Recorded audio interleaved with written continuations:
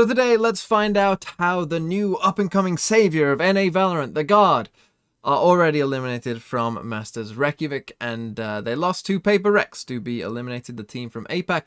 And it was a very fun game to watch because Paper Rex are just an insane team. And I think we'll start here with round number 1, where there isn't that much tactically going on at all. We won't go to the map or anything like that and, talk about all the cool things that were going on. It's just good for setting the stage for how Paper Rex play, because if you haven't seen them play before, this is pretty much what it is. Unrelenting aggression in all forms, as you were about to see, with Forsaken just peeking that. And then let's watch Jing here, because this man is absolutely insane. He's not going to stop pressing W until he finds someone. And the man is absolutely absurdly aggressive, as you're about to see here. They're going to put a smoke for CT. He's just going to walk through it and get another kill, because that's how they play. And Paper Rex, they're so much fun to watch because of that. And I had mentioned that they will be a matchup nightmare for a lot of teams, because a lot of teams won't know how to adjust to this, and the Guard proved that they had no idea what to do when it came up against Paper Rex. And now let's come to round number 6. And before we get into this round, I just want to quickly touch on Paper Rex's team comp with the Cypher, the Sage, Omen, Jet, and Raze. This is the Ascend comp that they ran in the Champions Final that won them that game. And it's a very, very good team comp, I think. I think it's actually one of the best, and I'm surprised that more teams don't really use this team comp. And the thing that's so good about this team comp is that a lot of teams and their team comps tend to go towards B. There's a lot of sort of team comps going around at the moment that can't really go A. They don't play Cypher, they don't play Viper. Going A is just much harder when you can't take control of this space, and so that's a real struggle for them. But this team comp is very good at going towards the A site, because you do have that Cypher who can put down the cages and get some early control, but then you have 4 agents in these 4 here. They can also get to the top of ramp. They can also come up onto the ramp, and so you can cause a lot of problems in this heaven area as well, if 4 of your agents can go up and potentially do that for you. So it's a really good comp for going A, and Paper Rex did go A a lot. And so what we're going to see here is, first off, Benkai spots Sire player with his cam, and then they are going to go towards the safe site. There are the Cypher cages there that give them that bit of early control, and then we're going to get Jing blast packing in, we're going to get Forsaken, Jet Smoke and dashing in as well, and then we're also going to get this really interesting wall here as we get the Omen Smoke towards heaven. The Sage wall is just up here that allows Devi to jump onto the ramp. So there we go, there's just one agent that gets on into this ramp. And here's the thing, Benkai is going to plant for heaven, and this is really interesting, and again just shows Paper Rex, whilst they might just be unrelentingly aggressive, they do have a good understanding of what's going on in the game as well, because they plant for heaven, and then as a team they decide, well, let's go and aggress on heaven here as a team. And so what we're going to see is they spot Sire player behind this wall, and as I mentioned, the Sage here has gone unnoticed completely. So the Sage is about to swing around here and get a free kill on Sire player, and they're about to get heaven control with the spike planted there, and that's going to be very important for how this round turns out. So there goes Sire player, he goes down. Now whilst that is going on, actually what the Guard have done is they've just breach ulted the site. Now obviously we can see there actually is no one on site, because they've decided that they want to go heaven completely instead. So the Guard have smoked off heaven now. And what's going to happen here is quite interesting. There's quite a few more different layers to this, as the kills are actually going to go slightly in the Guard's favor here. You see that they got a one-way smoke for the spike as well. But whilst that has gone on, something even crazier has happened. In all of that chaos, the Omen has gone from here and used his ult here. So whilst all of that is going on, they've decided, well, let's just add in an extra layer to this, and the Omen has teleported behind them into their spawn, and as you can see, they're completely caught off by it, and Mindfreak gets a kill. Then this is the thing, right, and this is something that Paper Rex are really, really good at. They're really good at understanding if a kill has just happened on one side of the map, like it just has here with Mindfreak in the spawn, that people's first reaction is going to be to turn to that. And so what's going to happen is you can see Net here, he's turned to where he knows Mindfreak is likely to come out, but Forsaken is about to just peek and take his head off, because they're really good at timing it, like insanely good at timing and knowing when you're not going to be looking at them and pushing through smokes at that time. And so that's what exactly happens here. Forsaken's able to get that kill, but the next 2 kills are going to go in the favor of the Guard. But then Benkai, this is why I said it was very important that they planted for heaven, because Benkai is able to take the head off there, and he actually does die here, but so much time has elapsed in all these different layers of what was going on in this retake that there isn't time to defuse the spike, and Paper Rex win the round. But really, to me, what's special about Paper Rex is not their attacking side necessarily, where quite a few teams play fast and, you know, try and get down onto the sites as quickly as they can.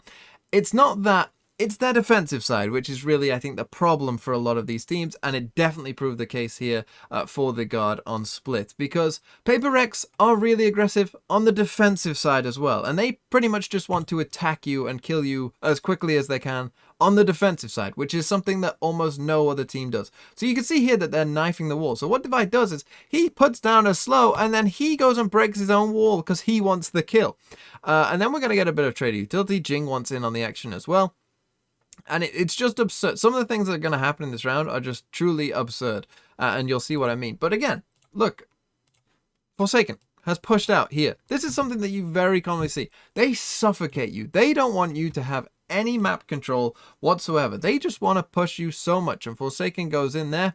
And what we're going to see is the Guard are going to re-aggress towards this mid site with the smoke down there. But here we go, because as Divide is about to fall back and the Guard come forward through the wall as it's about to break, what we're going to see is the Omen unfortunately has a bit of a rough time, doesn't expect them to be this close. He actually has his flash out. He is able to flash just in time.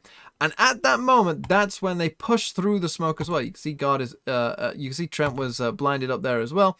And then, but then they get traded. And all of a sudden it's a 3v3 against, you know, an eco here. So they're in trouble.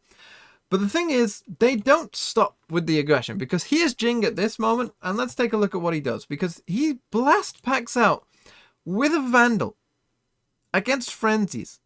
And the thing is, it works, because at this very moment in time, the Guard are trying to get their weapons, as you can see here from Valorant. Sire, if we would have just caught him on the frame before, he's got a nade out at this point, trying to secure this gun for them. Jing doesn't care. Jing's just gonna go kill. And then Jonah P is actually able to get a kill. But then look, for a second, he's updrafting, he's ready, and he actually peeks it. I at first thought that was a bait, because you can see here that Benkai, you know, is sort of ready to swing, and that updraft, you know, it obviously brought Jonah P's attention there. But Forsaken just wants the kill himself. I mean, Benkai probably would have been able to trade if Jonah P was able to get that kill. But again, just they play an absurdly aggressive style, and they don't care. Right? They often get thriftied themselves, and they'll thrifty you because they just coin flip rounds, and they just rely on, well, we'll kill you before you can kill us, and you won't be expecting it, and we know what we're doing.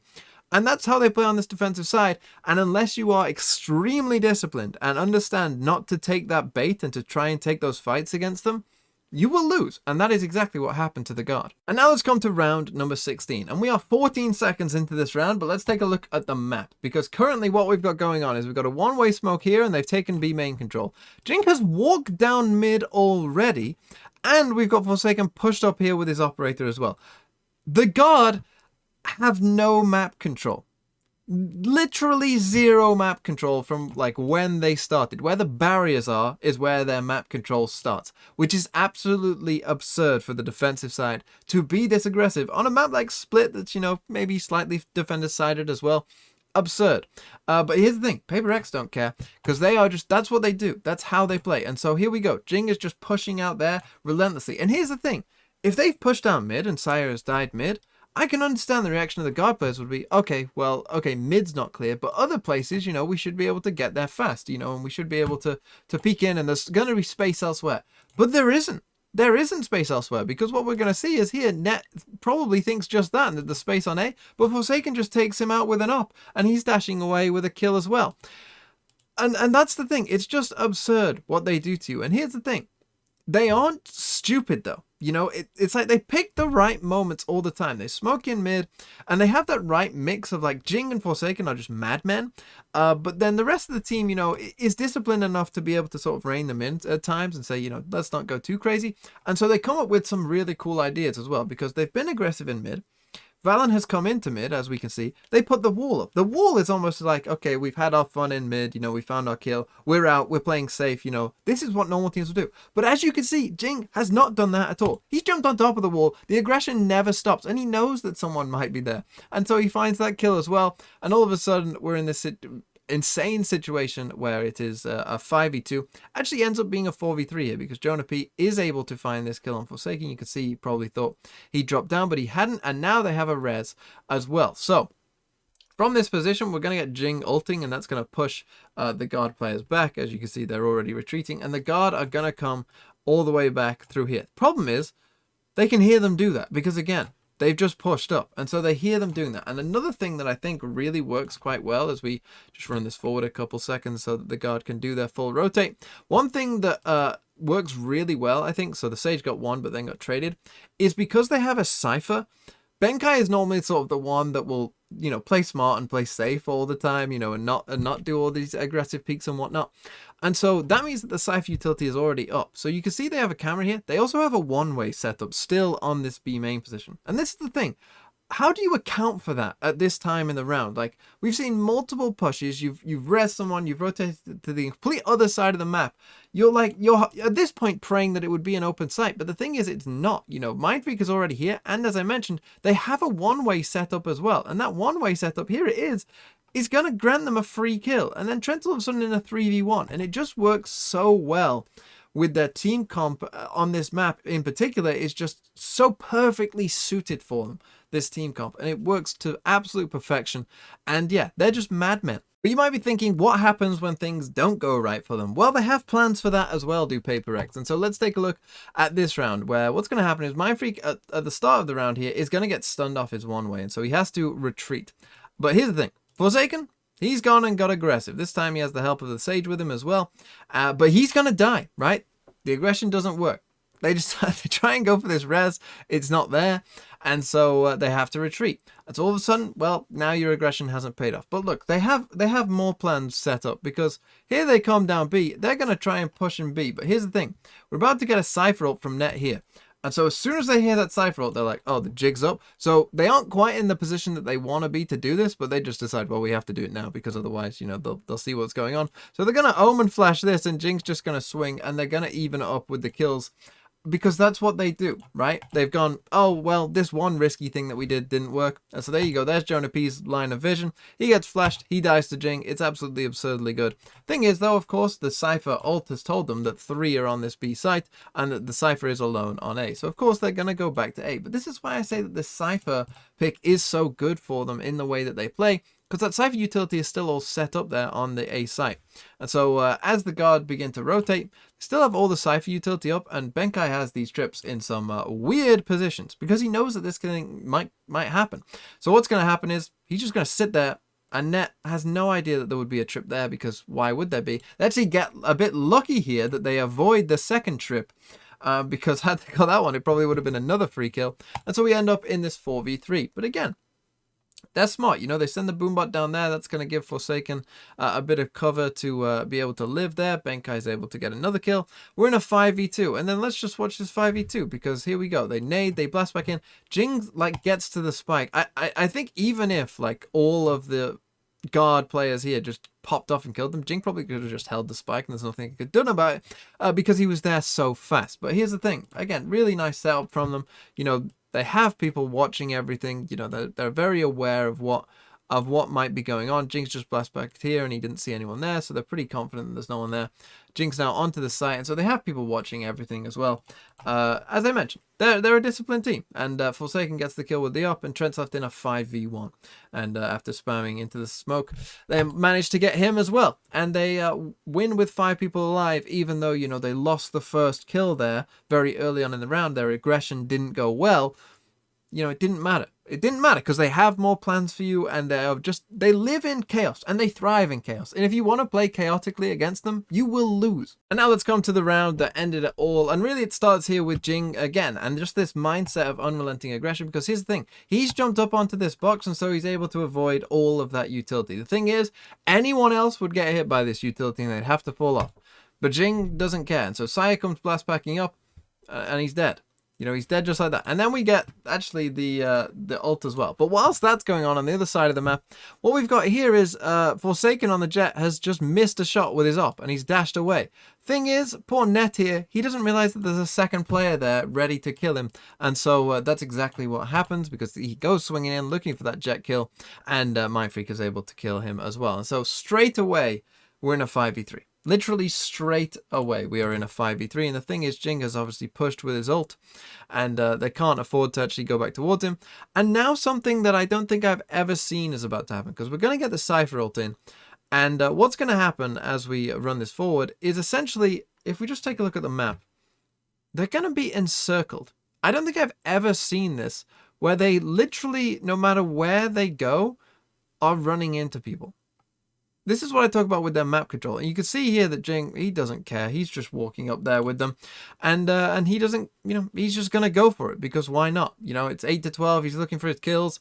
And so he ends up just looking at them. And again, just narrowing it down even more to where these guard players can be. They've literally narrowed it down to vents, and that's it.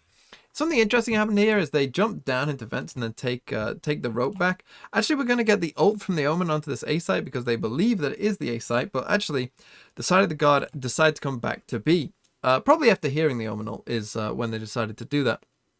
And so Trent here, he's going to ult onto the site. But as I said, no one is actually there because the Omen ulted off the site. So we end up in a 3v2. It's not going to go great for the guard here, because whilst Trent is going to, he's going to have a nice flash, and he gets a bit unlucky here because Benkai just hits a headshot, by the looks of it, fairly blind. Then we end up in a 3v1, and Valorant, it's not going to go his way. He is going to be able to get the first kill, but then, again, as I said, Paper Rex, they're not just crazy people. They smoke it off, and they are able to double swing and get the kill. And and that was it. And that was the guard out, and that was Paper Rex basically just baiting the guard into playing their game. And I said this before, if you want to play Paper Rex at their game, you'll lose, most likely. Like, unless you're absolutely hitting every shot, you're going to lose to them, because they love to thrive in that chaotic style. And the guard, didn't adapt, and you could tell that they were nervous and they were frustrated, and they were probably tilting at the way that Paper Rex were playing, and just playing in this super bizarre style that they've never seen before. And it worked very well for Paper Rex, and I wouldn't be surprised if they continued on a run, to be honest. Against anyone other than DRX, I think that Paper Rex have a really good shout.